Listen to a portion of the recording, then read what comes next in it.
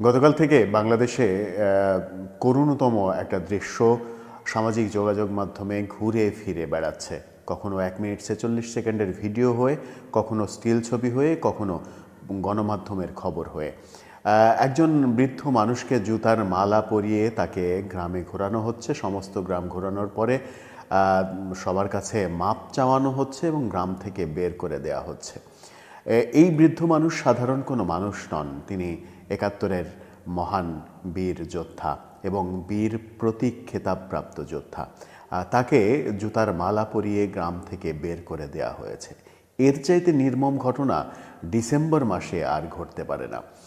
কি ঘটলো, কি শেষ পর্যন্ত হলো, সেই আলোচনায় এই ভিডিওতে করব। দর্শক থাকবেন এই করুণ গল্পের ভিডিওতে। ছিলাম একজন বীর মুক্তিযোদ্ধার কথা, বীর প্রতীক খেতাবপ্রাপ্ত একজন মুক্তিযোদ্ধা। বীর প্রতীক খেতাবপ্রাপ্ত মুক্তিযোদ্ধা কজন বেঁচে আছেন এখন বাংলাদেশে? 80 ঊর্ধ্ব এই বয়োবৃদ্ধকে যেভাবে জুতার মালা পরিয়ে সারা গ্রাম ঘোরালো কিছু মানুষরূপী জানোয়ার, তাতে বাংলাদেশ কোন দিকে যাচ্ছে সেটা খুব সহজেই অনুমেয়। গতকাল থেকে এই ঘটনাটা সামাজিক যোগাযোগ মাধ্যমে ঘুরে ফিরে আসছে বারবার চোখের সামনে। 1 মিনিট 46 সেকেন্ডের একটা ভিডিও ভাইরাল হয়েছে। সেখানে দেখা যাচ্ছে যে তাকে বলা হচ্ছে আউট, সে আউট, আউট, গ্রাম থেকে আউট। জুতার মালা পরিয়ে তাকে গ্রামে ঘোরানো হচ্ছে, মাপ চাওয়ানো হচ্ছে।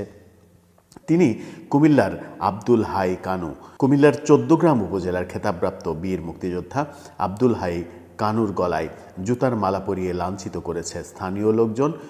রোববার দুপুরে উপজেলার কুলিয়ারা প্রাথমিক বিদ্যালয়ের সামনে এমন ঘটনা ঘটেছে। 1 মিনিট 46 সেকেন্ডের সেই ভিডিওতে ব্যাপারটা স্পষ্ট হয়েছে। সংবাদপত্র বলছে স্থানীয় লোকজন। আদতে কি তারা স্থানীয় লোকজন শুধু? না, তাদের একটা পরিচয় রয়েছে। তারা জামাত ইসলাম করে, তারা জামাত ইসলামের রাজনীতি করে। ডিসেম্বর মাসে এসে জামাত ইসলামের রাজনীতি করা লোকজন মুক্তিযোদ্ধার গলায় জুতার মালা দিয়ে ঘোরাচ্ছে, গ্রাম থেকে বের করে দিচ্ছে। যখন এই ঘটনা হচ্ছে কুমিল্লাতে, তখন পাকিস্তানি শিল্পী এনে আমাদের উপদেষ্টারা নাচা গানা করছে, কখনো আর্মি স্টেডিয়ামে, কখনো বা আজকে আবার মিরপুর জাতীয় স্টেডিয়ামে। কখনো বিনা পয়সায় তিনি গাচ্ছেন বলা হচ্ছে জুলাই ফাউন্ডেশনের অর্থ সংগ্রহের জন্য, আবার কখনো বিপিএলে তার 1 ঘন্টা পারফরমেন্সের জন্য তাকে দেয়া হচ্ছে 4 কোটি টাকা। বিপিএলে 4 কোটি টাকা দিয়ে আর একটা অনুষ্ঠানে বিনা পারিশ্রমিকে গাইছেন এমন নাটক করা হচ্ছে পাকিস্তানি শিল্পী এনে বাংলাদেশের মাটিতে, এবং তাকে দিয়ে বলানো হচ্ছে বাংলাদেশের সঙ্গীত নিয়ে তিনি কাজ করবেন। সেখানে তার পাশে উপদেষ্টারা দাঁড়িয়ে ছবিতে বড় বড় পোজ দিচ্ছেন। এই যখন ঘটছে, কুমিল্লাতে যখন মুক্তিযোদ্ধাকে অপমান করা হচ্ছে, মুক্তিযোদ্ধার গলায় জুতার মালা দেওয়ার চাইতে আর বড় ঘটনা ঘটতে পারে না এই স্বাধীন বাংলায়। 1971 সালে বীর মুক্তিযোদ্ধারা এই সম্মান প্রাপ্তির জন্য তো যুদ্ধ করেননি। তারা নিজেদের জীবন বিপন্ন করে বাংলাদেশের স্বাধীনতা এনেছেন। 9 মাস যুদ্ধ করে 30 লক্ষ প্রাণের বিনিময়ে, 2 লক্ষ মা বোনের সম্ভ্রমের বিনিময়ে যে স্বাধীনতা এলো, যারা বেঁচে আছেন সেই বেঁচে থাকাদের মধ্যে সর্বোচ্চ পর্যায়ের মুক্তিযোদ্ধা, খেতাবপ্রাপ্ত মুক্তিযোদ্ধা, একজন বীর প্রতীক, তাকে যেভাবে লাঞ্ছনা করা হলো, তাকে যেভাবে লাঞ্ছিত করা হলো, সেই ঘটনা বাংলাদেশের সমস্ত মানুষকে পুড়িয়েছে। আর পুড়িয়েছে বলেই যখন টের পেয়েছে সরকার যে বাংলাদেশের সমস্ত মানুষ ক্ষেপে গিয়েছে, বাংলাদেশের সমস্ত মানুষ আত্মচিৎকার করছে, না বলা কথা তাদের ভেতরে জমা হয়ে বুক ফেটে যাচ্ছে, ঠিক সেই সময় প্রধান উপদেষ্টা জড়িতদের শাস্তির জন্য তাগিদ দিয়েছেন। তিনি এই ঘটনার নিন্দা জানিয়েছেন, বিশাল এক কর্মযজ্ঞ করেছেন তিনি, এই ঘটনার নিন্দা জানিয়েছেন এবং জড়িতদের শাস্তির জন্য কথা বলেছেন। প্রধান উপদেষ্টাকে বলতে হবে কেন জড়িতদের শাস্তির কথা? কালকে দুপুরে এই ঘটনা সামাজিক যোগাযোগ মাধ্যমে এসেছে।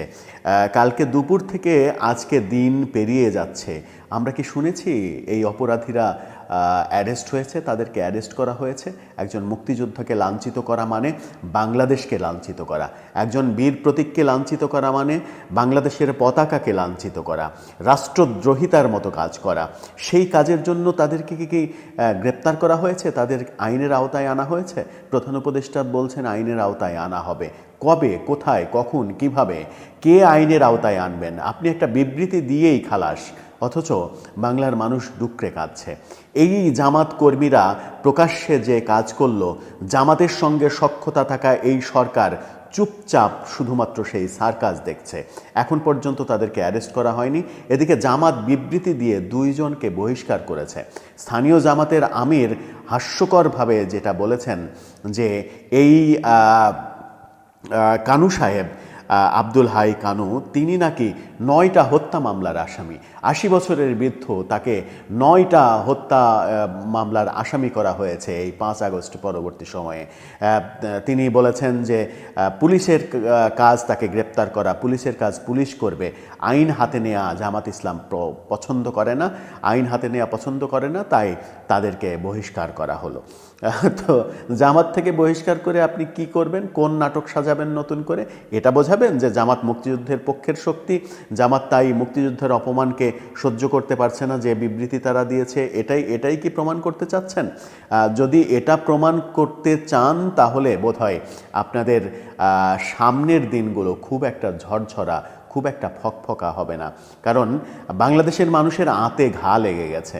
বাংলাদেশের মানুষ বুঝছে দেশ এখন কিসের ভিতর দিয়ে যাচ্ছে, কোন ক্রান্তিকালের মধ্য দিয়ে আমরা যাচ্ছি। বাংলাদেশের মানুষ কিন্তু বুঝে গেছে একজন বীর প্রতীককে এভাবে অপমান করা যায়।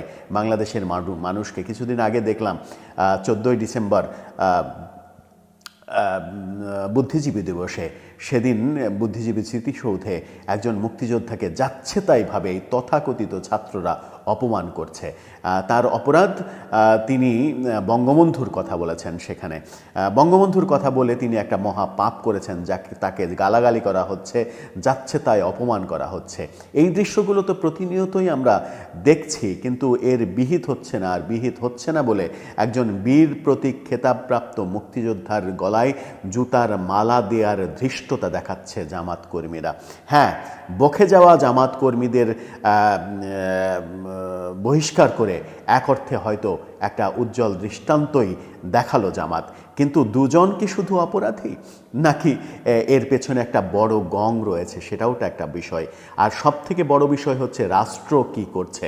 রাষ্ট্র কি রিসেট বাটনে সত্যি সত্যি মুক্তিযুদ্ধের স্মৃতিগুলোকে মুছে ফেলেছে, যে কারণে একজন বীর প্রতীকের গলায় জুতার মালা পরানোর পরেও 48 ঘন্টা পেরিয়ে যাওয়ার পরেও তাকে তার সেই ঘটনার আসামিদের গ্রেপ্তার করা হয় না, গ্রেপ্তার করা যায় না? এই ঘটনায় শুধুমাত্র ছি বললেই কি যথেষ্ট কিনা, সেটাও একটা বড় বিষয়। আসলে দেশ যাচ্ছে কোথায়, যে দেশকে ইউনূস সরকার কোথায় নিয়ে যেতে চাইছেন, এটা একটা বড় প্রশ্ন হয়ে দাঁড়াচ্ছে।